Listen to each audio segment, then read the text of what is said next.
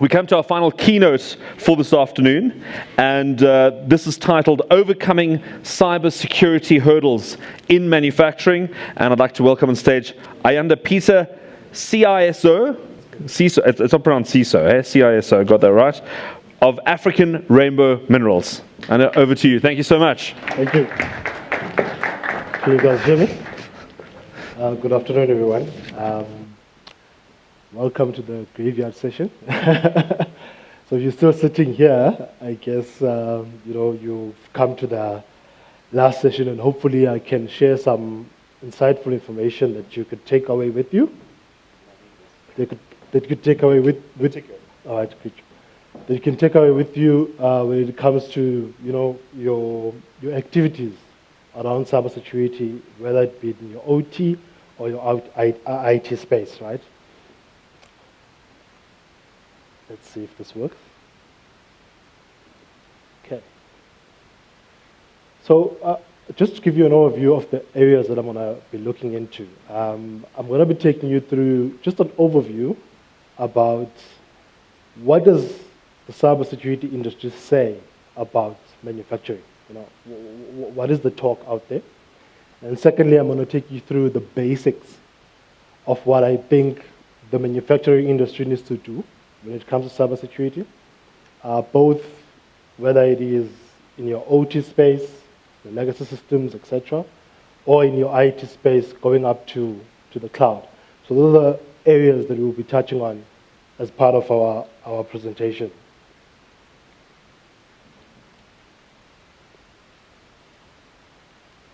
Okay.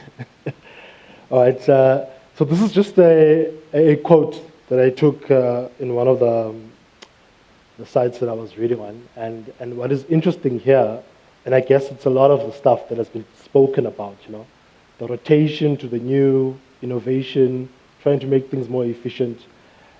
Parallel to that, we need to make sure that we take cybersecurity along. Cybersecurity needs to be foundation to everything you do as you innovate. So if you're putting new systems in place, you're putting IoT stuff in place to make your operations more efficient, consider the security. Don't do what happened in this talk where we put security at the end. Consider it up front, right? and take it along with the journey, along each of the steps. If you're developing a new application, as was spoken about earlier on, each gate of that application you are developing that is hopefully going to make you a millionaire, as was mentioned here, you want to make sure that your securities and checks are in place. Because should that application, be hacked, you can imagine the reputation, you might not end up a millionaire, as was indicated. I look at one of the IBM research that they do on a yearly basis. This is one recently done this year. And I took some touch points as to what exactly, what is the industry saying with respect to manufacturing? And what areas do we, from a cybersecurity perspective, need to look into in securing the manufacturing process?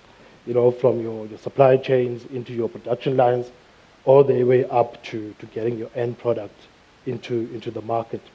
And as you can see here, we previously spoke about financial industry as being the focus when it comes to transformation, etc. That picture is changing, right? And as that picture is changing, the cybersecurity malicious users and hackers and so forth are noticing. And they are also shifting towards putting their focus on the manufacturing industry, taking your environment for ransom, asking ransom from your environment. And they understand the fact that, especially manufacturing, in my industry as well, we are dealing with legacy systems. It's very easy for those type of environments to be taken hostage and for hackers to demand ransom from us. The second point is really around our users.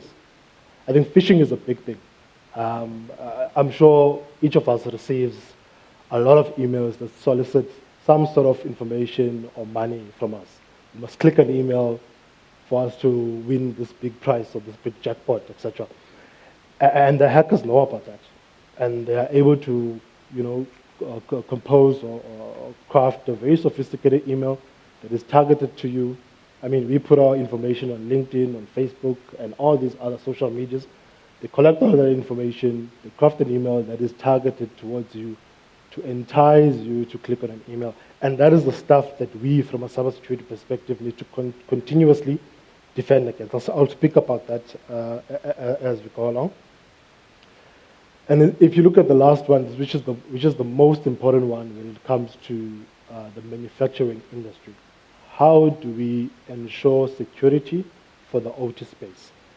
I'll speak about why security is becoming ever so important when it comes to the OT space. And you would imagine, if we want to make the OT space efficient, you want to bring technology in, and you want the OT space to be connected, and therefore the risk of cyber increases, right? And this slide talks to exactly that, that convergence of your IT space, which we all know. I mean, most of the IT people, we work in the IT space, we know about it. But at the minute you have a conversation with people in the OT space, you see a different ballgame. If anything, you are probably not wanted in that space. No OT person wants an IT person to come and have that conversation. So it becomes an interesting conversation to have as to, we want to modernize OT, we want to transform OT, we want to make it more efficient for production purposes, but there's a growing risk. So there's both this demand for us to put in these smart things into OT space, and there's parallel to that as well, there is also the demand on the IT side for us to work from anywhere, for us to have this boundaryless connectivity. Wherever, right now, as we're sitting here, we're probably connecting back to our work, we are working, etc. So wherever you are, you want to be working, and therefore security, the risk of security becomes ever greater, and therefore we need to ensure that we protect the business from the potential impact and consequences that that cybersecurity risk brings with it. This is my agenda actually for today. So I'm going to be taking you through these key touch points, but very light, talking about what are the foundations, what are the key things that you need to think about as you modernize your space. Where does cybersecurity come in, and what are the things that you need to put in place for you to ensure that you manage the cyber risk in your business, you align that to the tolerance that your business has for the cyber risk. The first is really people. I think traditionally, whether it's mining or it's manufacturing, we are not IT survey people.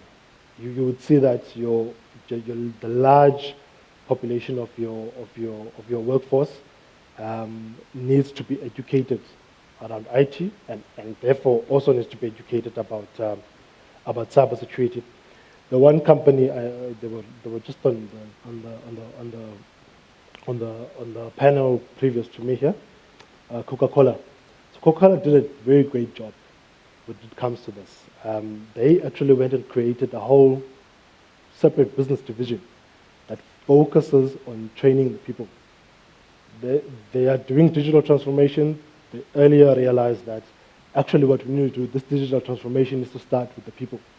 They created a separate division that focuses on training people on what is this thing that is coming up, and how do we equip you to enable you to run in this new manufacturing environment that we are going to have. The same goes here. We are saying here, continuously train your people about cybersecurity, have regular phishing tests to train the memory muscle of your users, ensure that they are continuously aware of the latest threats that are out there. And the multi-factor goes without saying. I think all our banks are doing it. Access to your banking is done through multi-factor authentication. And lastly, we are saying that be aware of each and every user, each and every device that tries to connect into your environment. Be contextually aware of that, and be contextually be able to apply your controls as and when the demand arises. And that goes to conditional access. Know what's happening in your environment and apply your controls effectively at that point of connection.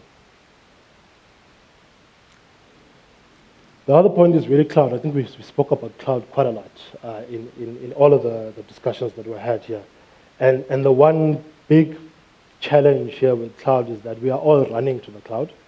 Everyone is talking about this conversation. Everyone wants to go to the cloud. And I think manufacturing and mining are probably, we are laggers. I think the financial industry has gone ahead and other industries have gone ahead. But the one thing that is commonly missing is we don't go back to our policies. We don't go back to our strategy.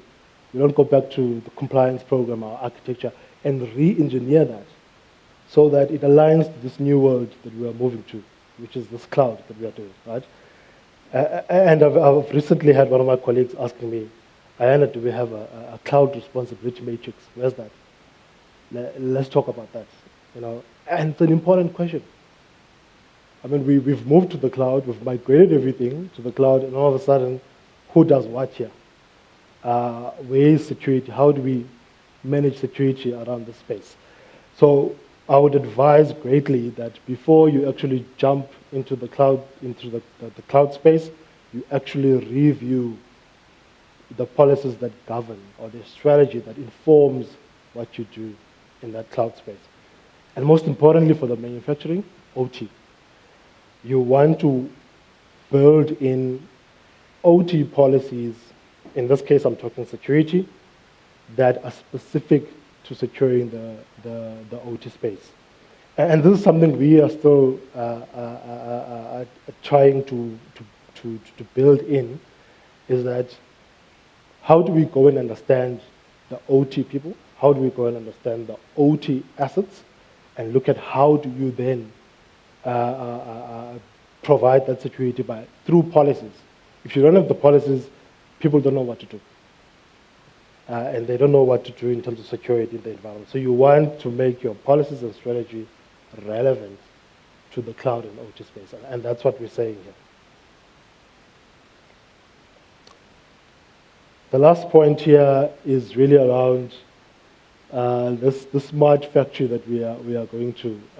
And if you bring in IoT, which we've spoken about a lot here, and you bring in a smart factory that monitors suppliers through to your product that goes out, where's your visibility when it comes to security to that?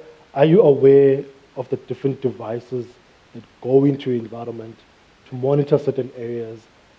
Do you know what do they do in that space, right? And the question is, if you go and bring in a tablet, for instance, that goes and touches a machine that you have in your environment, and it's controlling that machine, are you able to apply the necessary controls on that device to ensure that your production is managed accordingly and that there's no impact, adverse impact, that disrupts your production environment? And here we are talking about 5 key things across your production landscape, right? You first of all want to have visibility across your environment when it comes to security. And then the 4 key things is really to say, whenever there is a device or there is a user coming into your environment, verify that device, verify that user. It's this concept of zero trust, meaning that I do not trust anything in my environment. I always verify it whenever it wants to access anything in my environment. And then the other point is this discovery and profiling, especially in the OT space. In most cases, we don't know what's happening in the OT space. We don't know the assets that are in the OT space. And in the security, we are saying that if you are modernizing and you are bringing in your smart things, discover them, profile them, know exactly what they are, and apply the necessary controls against those IoT or those sensors that you are bringing into your environment. Remote access, manage your remote. In most cases, you'll find that we've got a lot of people that are sitting here that need to connect back into your environment in order to manage a particular device in your OT space. How do you secure that access?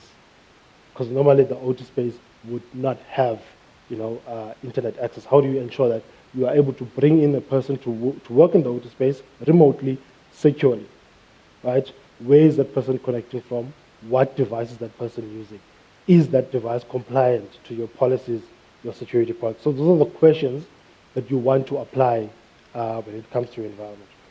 And last but not least, you want to ensure that the data that was spoken about earlier, back and forth, whether it's going to the cloud or it's going back to your machines, is that data encrypted? Is that communication encrypted? Very important. You want to make sure that you are encrypting your data, you are encrypting your communication across your value chain, whether the connection is happening within your network or it's happening outside your network, you always want to apply encryption. Thank you very much. That is the last point.